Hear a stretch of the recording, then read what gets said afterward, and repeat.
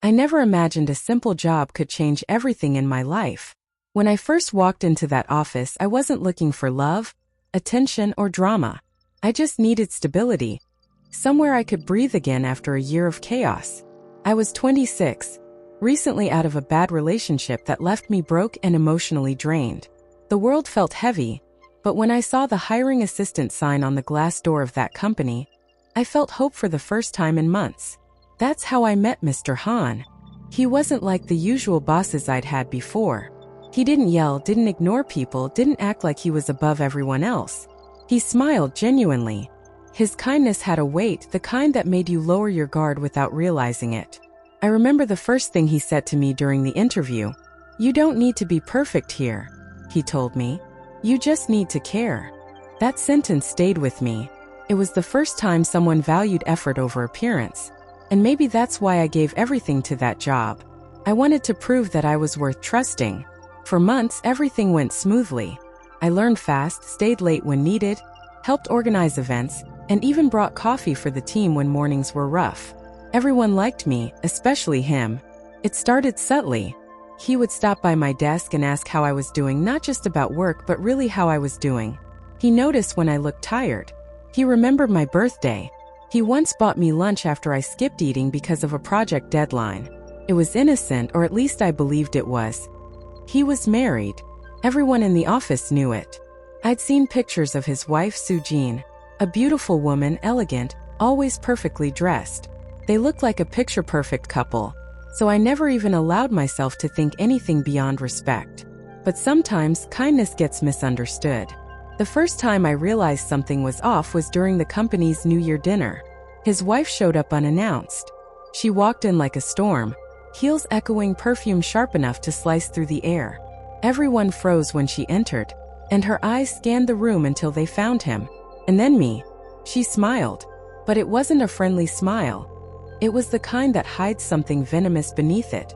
Later that night, I felt her gaze burning into me from across the table. Every time he spoke to me, her expression changed. Subtle but cutting. When I said goodbye to everyone, she stepped closer and said softly, "You seem very close to my husband." I froze. I didn't know what to say. I laughed nervously. "Oh no, not at all. I just work with him every day." She tilted her head. "Work can be intimate sometimes, don't you think?" And then she walked away. That night I couldn't sleep. Her words replayed in my mind like a warning I couldn't escape. Things changed after that. She started visiting the office more often, sometimes under the excuse of bringing him lunch or checking on something for the company, but I knew it wasn't about that. Her eyes always searched for me. Once, she came while I was showing Mr. Han a presentation on my computer. He was standing behind me, leaning slightly over my shoulder. It was perfectly professional. But when she saw it, her face darkened instantly. She didn't say a word. She just turned and left. After she was gone, he sighed heavily. "I'm sorry about that," he said quietly. She gets worried sometimes." "Worried? About what?" He looked down. "About me. About people around me. She's been hurt before." I nodded, even though I didn't really understand. Hurt people can be dangerous, especially when they start seeing threats that don't exist. From that day on, I kept my distance. I stopped staying late. I avoided personal conversations. I tried to become invisible. But even silence can be suspicious to someone blinded by jealousy. Rumors began spreading. I could feel the shift in the office. The way some coworkers whispered when I passed by. How they stopped talking when I entered the room. I started doubting everything. Every smile, every glance. Then came the breaking point. It was a Monday morning when I was called into his office. He looked pale, tired, almost sick. His hands were trembling slightly as he gestured for me to sit down. "Is everything okay?" I asked. He didn't answer right away. Instead, he took a long breath, staring at the window behind me as if trying to find the right words. "She found the messages," he said finally. "What messages?" "The ones I sent you last week, about the meeting schedule, the reports." I frowned. "Those were work messages." He nodded. "I know, but she doesn't see it that way. She thinks." His voice cracked. "She thinks I'm having an affair." The silence between us felt like glass shattering. I told her it wasn't true. he continued, his voice breaking. But she's not listening anymore. She threatened to leave me. She said if you stay, she goes. I felt my stomach drop. He looked at me with eyes full of guilt. You've done nothing wrong. You've been one of the best employees I've ever had. But I don't know what else to do. The air in the room grew heavier with every word. I felt my chest tighten, but I forced a smile. I understand, I said quietly. He looked at me like he didn't believe I really did. I'm sorry, he whispered. And that was it. Just like that, I lost everything I had worked for because of someone else's fear. When I packed my things, the office felt colder than ever. People avoided my eyes. Only one coworker, Hannah, dared to hug me before I left. This isn't fair, she said, tears in her eyes. You don't deserve this. I smiled weakly. Fair doesn't always win, does it? That night, I sat in my small apartment surrounded by silence. My phone lit up once. It was a message from Mr. Han. Just 2 words. I'm sorry. I deleted it without replying. Days passed, but the humiliation stayed. Every time I looked at my resume, I saw failure written all over it. I didn't just lose a job. I lost my sense of worth. I replayed everything, wondering what I could have done differently. Maybe if I had been colder. Maybe if I had smiled less. Maybe if I had stopped caring. But deep down, I knew none of that would have mattered. Her jealousy wasn't about me. It was about her own reflection, what she feared losing. Weeks later, I ran into someone who used to work at the company. They told me she had demanded he fire another woman too, one from the marketing department, because she smiled too much. That's when I realized it was never about me. I was just another casualty of her insecurity. But knowing that didn't make it hurt less. One rainy evening, I found myself walking near the office building again. I don't know why, maybe I just wanted closure. I stood across the street, watching the lights through the glass. I saw him inside, pacing, shoulders slumped. He looked older, heavier. Maybe guilt does that to people. For a moment, I wanted to go in, to tell him I forgave him. But then I remembered the look in his eyes that day, the way he couldn't even fight for me. And I turned away. That night, as I lay in bed, I whispered to myself, one day this pain will mean something. I didn't know how or when, but I had to believe it. Because if jealousy could destroy me once, I had to make sure it would never have that power again. The days after I lost my job were blurry. Time didn't move forward. It just circled the same pain over and over again. I would wake up, stare at the ceiling, and wonder if maybe she was right. If maybe I had done something wrong without realizing it. But guilt was a heavy coat I no longer wanted to wear. I had already lived years of my life trying to be enough for someone.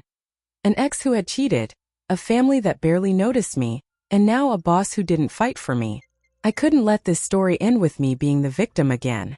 So I started over. At first it was small things, applying for new jobs, updating my resume, forcing myself to step outside when all I wanted was to hide. The world didn't stop for my heartbreak, and somehow that felt like both cruelty and mercy. After a few months, I found a new position at a small startup. It wasn't glamorous, but it was mine. The office smelled like coffee and ambition. The people were young, passionate, and driven. No one cared about rumors or jealousy or past mistakes. I was just me again. At first, I hesitated to open up to anyone. I kept my walls high, my tone neutral, my emotions locked away. But people have a way of healing each other, even unintentionally. My new manager, Mina, became my closest friend. She was fierce, funny, and unafraid to speak her mind. One night, as we stayed late finishing a proposal, she looked at me and said, "You know, you have this calm sadness about you. Like someone who survived a storm but never forgot the rain."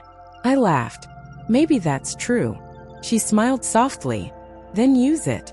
People who've been through pain understand things others can't. That's your strength. Her words lit something inside me. I started channeling my emotions into my work. Every strategy, every project, every client interaction carried a piece of my heart. And it worked.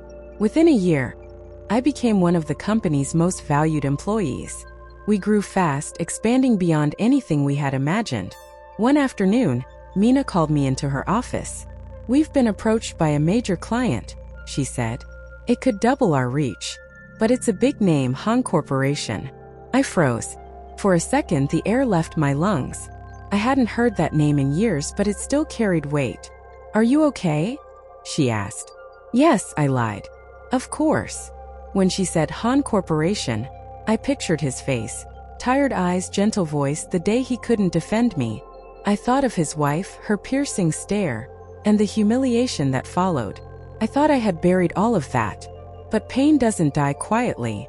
The meeting was set for the following week. The night before, I couldn't sleep. My mind played out every possible scenario. What if he recognized me? What if she was there? What if history repeated itself, this time in a new disguise?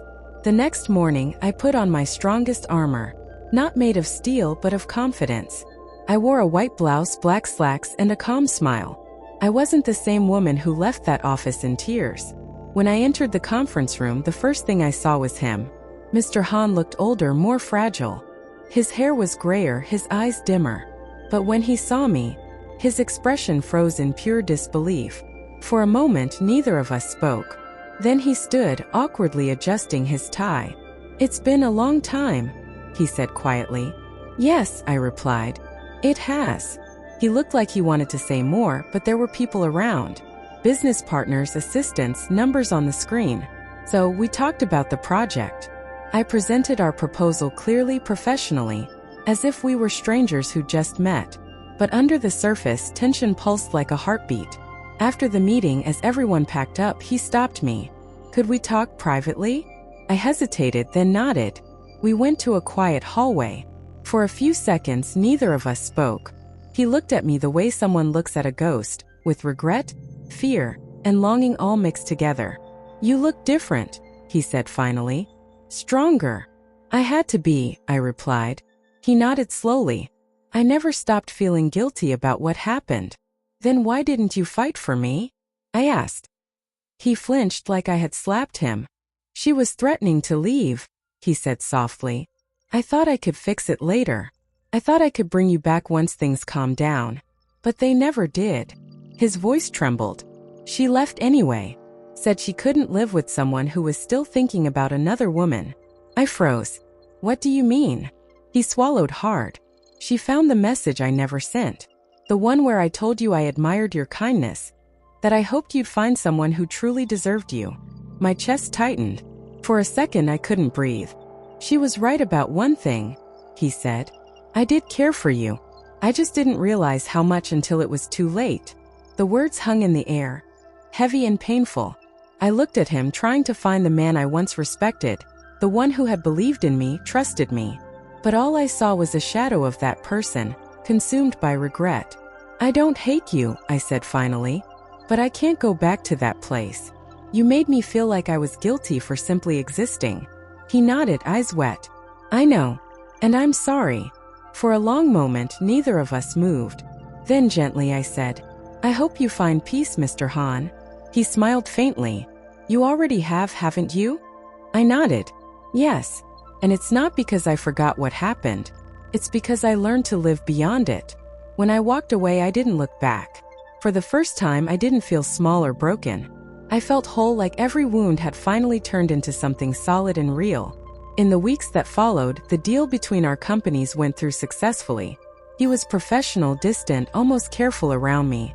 And I appreciated that. Sometimes closure doesn't come from apologies. It comes from silence, from the space between what was said and what was left unsaid. A few months later, I heard he had stepped down from his position. Some said it was stress. Others said guilt. I didn't try to find out.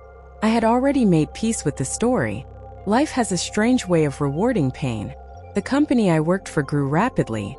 Mina and I became partners, opening our own agency. It was hard work, long nights, endless sacrifices, but it was ours. Every success felt like reclaiming a piece of myself. One evening, as I locked the office door, I stood by the window watching the city lights below.